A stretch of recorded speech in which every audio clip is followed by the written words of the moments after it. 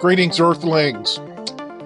Today, for your entertainment, I hope, we're going to dive into a little story about Sir Dave Barlycorn. This is a real person, though. That is not his last name.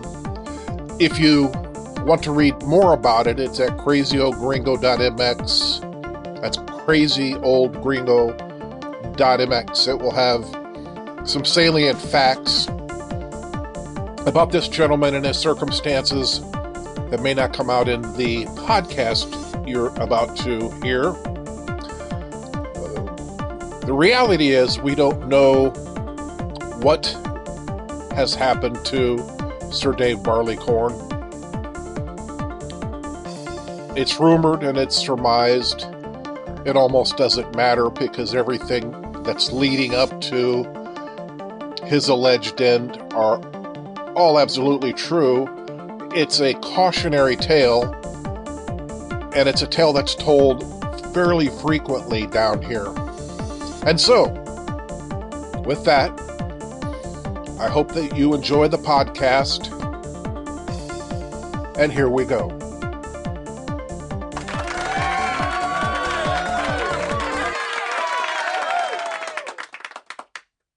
Hey everyone, and welcome back for another deep dive with us.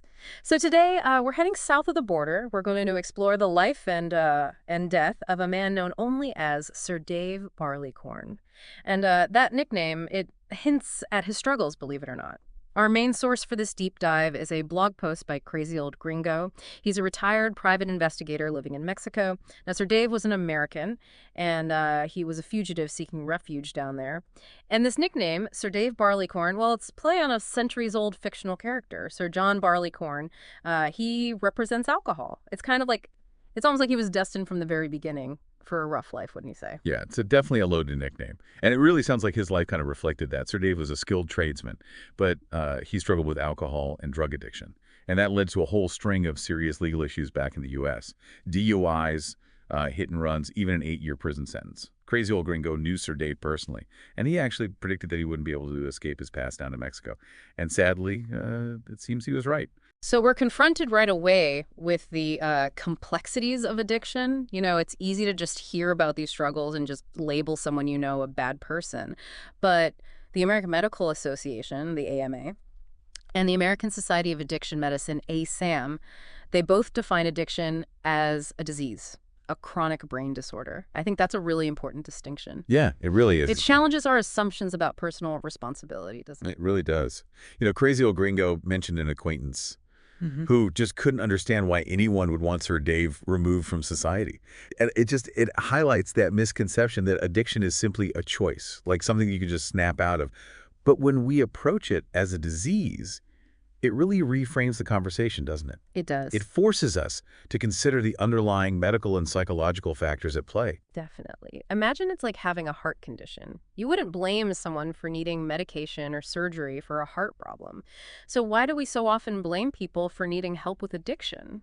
It's something to think about for sure. Now, Sir Dave, he was trying to build a new life in Mexico. He found work. But his addiction always seemed to kind of drain his income faster than he could earn it. Yeah, this is where we see that classic cycle of dependence playing out. You know, he surrounded himself with other heavy drinkers. They're probably enabling each other's destructive habits without even realizing it. It raises the question, though, is it always enabling to befriend people with similar struggles? Don't we all need a support system? That's a good point. I guess it comes down to the kind of support system, you know? Are these friends encouraging healthy behaviors? Or are they just fueling the fire? In Sir Dave's case, it seems like his social circle wasn't exactly helping him to break free from that cycle of addiction. He eventually got evicted, lost most of his possessions, even his work truck and quad. And it sounds like his friends just abandoned him. Yeah, it's a heartbreaking scenario. It's almost like his life was spiraling downwards in slow motion. Each loss just pushing him further and further towards the edge. Crazy Old Gringo compares Sir Dave to other dispossessed Americans that you often see at OXXOs in Mexico. You know, begging, selling stolen goods, just trying to survive. That's a powerful image. It really drives home the desperation of his situation. So how did it all end for Sir Dave? According to Crazy Old Gringo's friend Jose, Sir Dave ended up washing windshields near a sports bar. which, on the surface doesn't sound too bad. But here's where it gets a little unsettling. This bar was apparently right next to a known hangout for sicarios. And that detail, that changes everything. For those unfamiliar, sicarios are hitmen, often associated with the cartels. Their presence near the bar suggests a really dangerous undercurrent to Sir Dave's everyday life, which makes his ultimate fate even more uncertain. We have to ask, did Sir Dave simply wander into the wrong place at the wrong time? Or was he more involved in this world than it initially seems? Yeah, Crazy Old Gringo's blog post doesn't offer any definitive answers. But he does mention rumors swirling around about Sir Dave's death. Some say that he was stealing, which, given his circumstances, wouldn't be surprising. But then there's this even more chilling suggestion that he was removed from society. And that euphemism definitely raises some red flags. It does, especially when you consider the fact that there's a mass grave not far from that sports bar.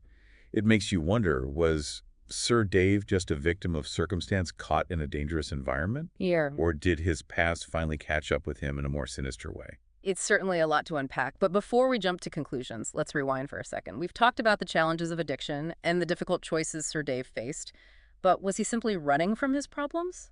Or was there a deeper motivation? Could he have been seeking something more than just escape? That's a really fascinating question, and I think it's one worth exploring further.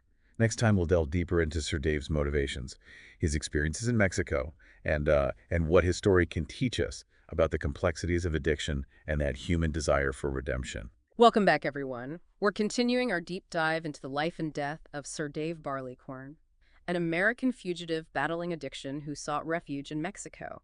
Remember, we're working off of the blog post by Crazy Old Gringo, a retired private investigator who knew Sir Dave personally.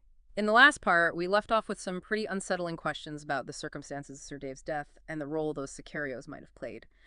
But before we get back to that, I want to circle back to something you mentioned earlier about Sir Dave possibly searching for something more than just escape. What did you mean by that? Well, it's easy to look at Sir Dave's story and just see a man running from his problems. DUIs, hit and run's the prison sentence. But I think it's important to consider that maybe he was also running towards something. Perhaps he saw Mexico as a chance for a fresh start, a place where he could reinvent himself and break free from that cycle of addiction. That's an interesting perspective. It's like he was looking for a blank slate, a place where his past wouldn't define him. But then the question becomes, why Mexico? What was it about that specific location that drew him in? Maybe he was drawn to the anonymity of being a foreigner. The idea of blending into a new culture where nobody knew his history. Or maybe he was romanticizing Mexico, picturing it as this land of easy living and escape from all the pressures of his former life. That makes sense. I've heard stories of people who move abroad thinking they can just leave their problems behind. But as we see with Sir Dave, you can't outrun yourself, can you? Your past, your struggles, they all follow you wherever you go. And sometimes those struggles are even amplified in a new environment. Do you think that's what happened with Sir Dave? It's certainly possible. I mean, think about it. He's in a foreign country, likely facing language barriers, cultural differences, a whole new set of challenges. And on top of that, he's battling addiction, which already makes life incredibly difficult. It's like he was trying to build a house on a foundation of sand. So even if he had good intentions, the odds were stacked against him from the start. It kind of reminds me of that saying, wherever you go, there you are. You can change your location, but you can't escape the fundamental challenges you're facing within yourself. And in Sir Dave's case, those challenges were amplified by his addiction, his legal troubles, his decision to flee to a foreign country. Exactly. And I think that's a crucial point to remember. Context matters. Sir Dave's choices can't be viewed in isolation. We have to consider the circumstances he was facing, the pressures he was under, and the resources he did or didn't have access to. It's like trying to solve a puzzle without all the pieces. We can speculate about his motivations and choices, but ultimately we can't fully understand his story without acknowledging the bigger picture. Right. We're just seeing glimpses of his life through Crazy Old Gringo's blog posts, but there's so much we don't know. We don't know the details of his childhood, his family relationships, his mental health history, or the specific circumstances that led him to flee the U.S. Yeah, it's easy to judge Sir Dave based on the limited information we have. But I think it's important to remember that every life is a complex tapestry of experiences, choices, and circumstances. And reducing someone's story to a simple label like addict or fugitive, it fails to capture the full depth of their humanity. Absolutely. We have to be careful not to fall into the trap of easy judgments. It's much more productive to approach Sir Dave's story with curiosity and compassion, to ask ourselves, what can we learn from his struggles? How can his experiences shed light on the broader challenges of addiction and the human desire for second chances? That's a great point. Instead of judging Sir Dave, we can use his story as a springboard for deeper reflection, to examine our own biases and assumptions about addiction, to consider the systemic factors that contribute to these cycles of despair, and ultimately to ask ourselves what we can do to create a more compassionate and supportive world for those who are struggling. Well said. And with that in mind, I think it's time to circle back to the elephant in the room.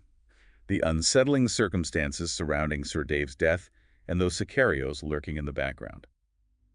We left off with a lot of unanswered questions. Did Sir Dave simply get caught in the crossfire of a dangerous world? Or was his fate more directly tied to his past?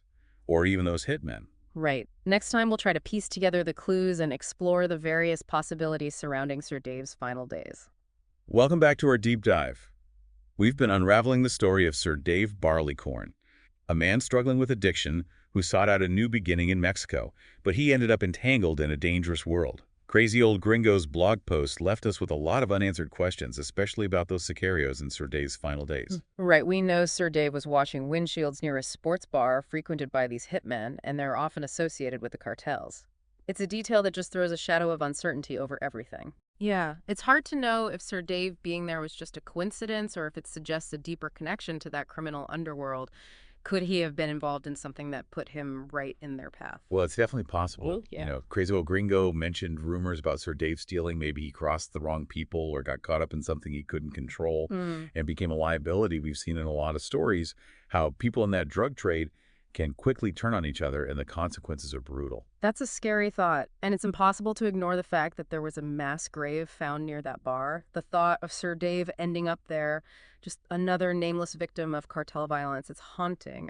It paints a really stark picture of the dangers lurking beneath the surface of what some people might see as a carefree paradise kind of life in Mexico. Yeah, you're right. It definitely shatters that romanticized image and forces us to confront the darker side of a country grappling with these powerful criminal elements. For someone like Sir Dave, already struggling with addiction and trying to find his footing, this environment could have been a recipe for disaster. It's like he went from one pressure cooker into another, each one with its own set of challenges and risks. And we have to remember that he was already vulnerable. Addiction doesn't just magically disappear when you cross a border. If anything, it can make you more susceptible to exploitation or dangerous situations. Absolutely. Imagine the desperation that comes with fighting addiction, especially in a foreign country, without a strong support system. It can really drive people to make choices they wouldn't normally consider, putting them in really precarious positions. So we can't say for sure what happened to Sir Dave, but the clues point to a tragic ending influenced by a lot of different factors. His struggle with addiction, the risky environment he was in, and maybe some bad choices made out of desperation. And that brings us back to a recurring theme throughout this deep dive context. Really matters. We can't just label Sir Dave as an addict or a fugitive and dismiss his story. We have to try and understand the circumstances that shaped his decisions and led to his death. Right. It's easy to judge from a distance, but life is rarely black and white.